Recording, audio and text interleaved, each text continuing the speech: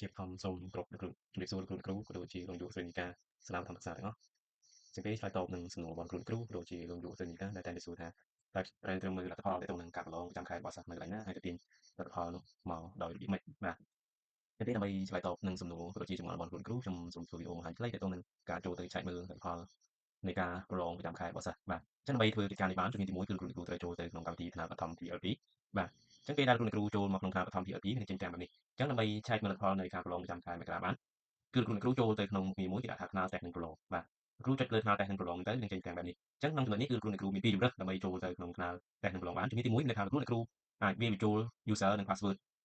ថ្នាលបឋម TLP របស់គ្រូទុកថ្នាក់បញ្ចូលដោយខ្លួនឯងក៏បានជំរើសទី2មានន័យថាលោកគ្រូចូលដោយប្រើ QR code ណាលោកគ្រូបាទអញ្ចឹងសូមបញ្ជាក់ក្នុងចំណុចនេះដើម្បីឆែកមើលលទ្ធផលបានគឺលោកគ្រូប្រើ user របស់គ្រូអ្នកគ្រូទុកថ្នាក់តខ្លួនណាលោកគ្រូបាទ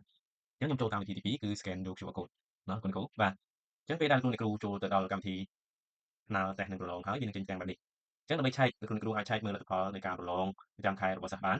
គឺលោកគ្រូចូលទៅត្រង់កន្លែងឈ្មោះរបស់លោកគ្រូផ្ទាល់អញ្ចឹងឧទាហរណ៍លោកគ្រូចរិយាអញ្ចឹងចុចលើឈ្មោះគាត់ទៅវានឹងចេញតាមបែបនេះមកអញ្ចឹងពេលដែលចេញតាមបែបនេះមកសូមគ្រូមើលកន្លែងទូនីតិណាលោកគ្រូបាទកន្លែងទូនីតិនេះគឺ teacher បាទជាគ្រូបង្រៀនអញ្ចឹងបើលោកគ្រូយក user គ្រូទុកថ្នាក់ណាមួយគឺអាចឆែកបានសិស្សថ្នាក់ហ្នឹងហើយអញ្ចឹងដើម្បីមើលលទ្ធផលសិស្សបានគឺគ្រូចូលទៅមុខងារមួយដែលគេដាក់ថាមើលទិន្នន័យសិស្សគ្រូចុចលើពាក្យថាមើលទិន្នន័យសិស្សអញ្ចឹងទិន្នន័យសិស្សដែលបានធ្វើតេស្តដែលបានប្រឡងគឺវានឹងបង្ហាញមកបែបនេះអញ្ចឹងក្នុងការបង្ហាញបែបនេះគឺវាបង្ហាញទាំង4មុខវិជ្ជាគោលមានភាសាខ្មែរភាសាសង្គមគណិតវិទ្យានិងវិទ្យាសាស្ត្រណាលោកគ្រូបាទអញ្ចឹងករណីលោកគ្រូចង់ឆែកមើលម្ដងមួយ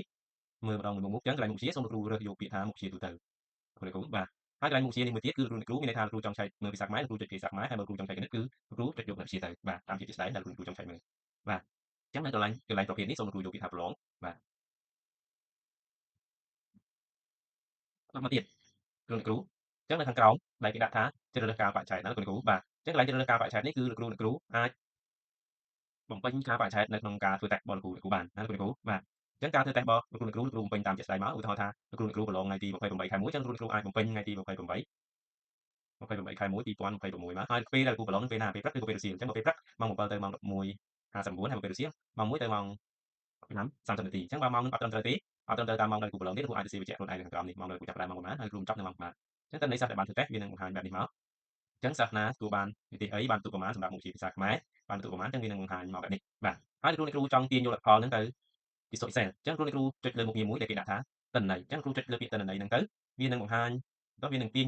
ទិន្នន័យហ្នឹងទៅជាសូត្រ Excel ដែលស្វ័យប្រវត្តិនេះអញ្ចឹងលោកគ្រូចុចលើ file ហ្នឹងទៅវានឹងបង្ហាញជាសូត្រ Excel ហើយដែលលោកគ្រូអាចទាញយកទៅប្រើប្រាស់បានហើយលោកគ្រូបាទអញ្ចឹងវីដេអូខ្លីទៅនឹងការឆែកមើលលទ្ធផលនៃការប្រឡងរបស់សិស្សគឺមានប៉ុណ្ណឹងបាទសូមអរគុណសូមជម្រាបលាបាទ